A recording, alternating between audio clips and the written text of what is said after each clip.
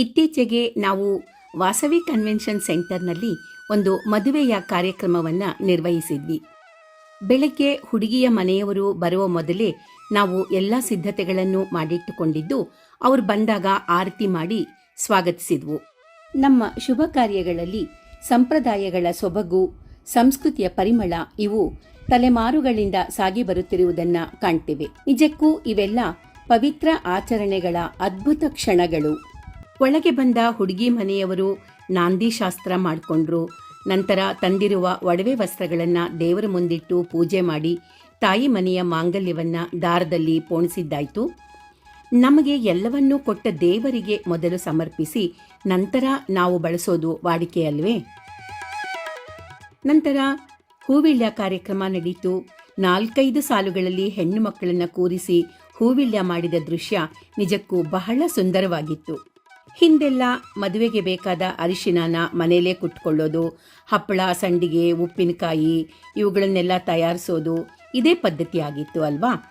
ಅದರ ಸಂಕೇತವಾಗಿ ಈಗ ಒರಳುಕಲ್ಲು, ಬೀಸೋಕಲ್ಲಿನ ಶಾಸ್ತ್ರಗಳು ನಡೆಯುತ್ತವೆ.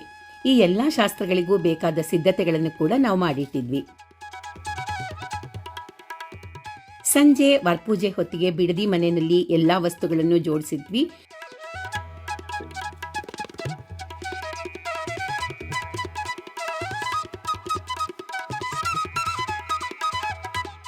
ಹುಡುಗನ ಸ್ವಾಗತಕ್ಕಾಗಿ ಹಾಕಿದ್ದ ಜೋಡಿ ನವಿಲಿನ ಸುಂದರ ವೆಲ್ಕಮ್ ಪಾತ್ ಹುಡುಗನ ಆಗಮನಕ್ಕಾಗಿ ಕಾಯ್ತಾ ಇತ್ತು.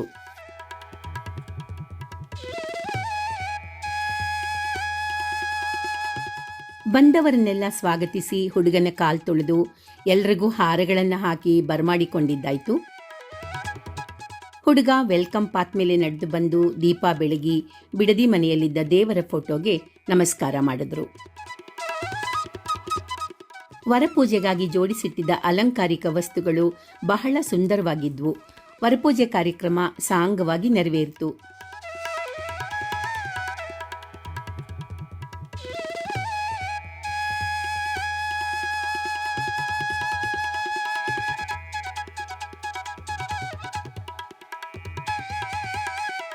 ಮರುದಿನ ಬೆಳಿಗ್ಗೆ ಗೌರಿ ಪೂಜೆಯೊಂದಿಗೆ ಕಾರ್ಯಕ್ರಮಗಳು ಪ್ರಾರಂಭವಾದವು. ಸರ್ವ ಮಂಗಳೆಯಾದ ಗೌರಿಯನ್ನ ಪೂಜಿಸಿದ ನಂತರ ಹುಡುಗಿಯಿಂದ ಮರದ ಬಾಗಿನಗಳನ್ನು ಕೊಡಿಸಲಾಯಿತು.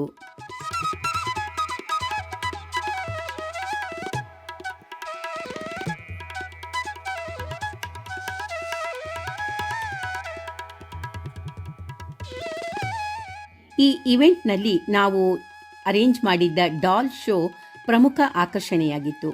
ಮದುವೆಯ ವಿವಿಧ ಶಾಸ್ತ್ರಗಳನ್ನು ಪ್ರತಿಬಿಂಬಿಸುವ ನಮ್ಮ ಡಾಲ್ ಶೋ ಅನೇಕರ ಮೆಚ್ಚುಗೆ ಗಳಿಸಿದೆ.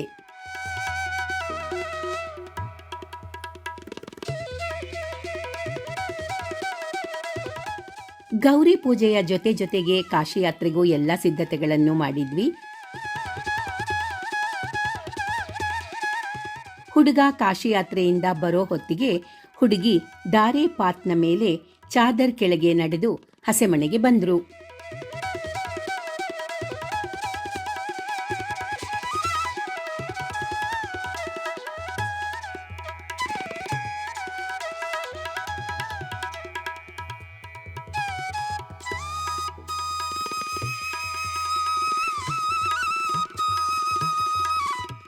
ಪುರೋಹಿತರ ಮಂತ್ರಘೋಷದೊಂದಿಗೆ ಮಾಂಗಲ್ಯ ಧಾರಣೆ ಆಯಿತು. ಬಂದವರೆಲ್ಲ ವಧುವರರ ಮೇಲೆ ಅಕ್ಷತೆ ಹಾಕುವ ಮೂಲಕ ಆಶೀರ್ವಾದ ಮಾಡಿದ್ರು. ಲಾಜಾ ಹೋಮದ ನಂತರ ಸಪ್ತಪದಿ ಕಾರ್ಯಕ್ರಮ ಆಯಿತು. ಅದರ ಬಳಿಕ ಅರುಂಧತಿ ನಕ್ಷತ್ರ ದರ್ಶನ ಕೂಡ ಆಯಿತು.